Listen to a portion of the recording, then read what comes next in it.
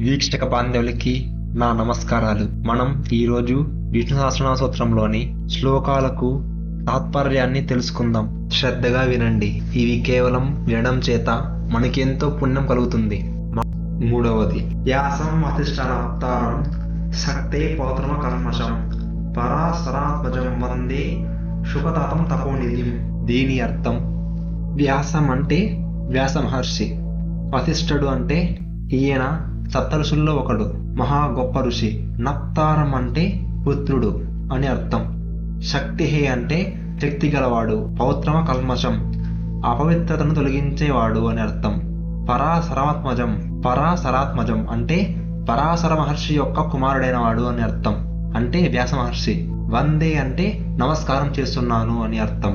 శుకతాతం శుక భగవాన్ని ఉపాసన అని అర్థం. తపోనిధిం తపస్సు నుండి సంపాదించబడిన తపస్సు యొక్క అద్భుతమైన నిధి.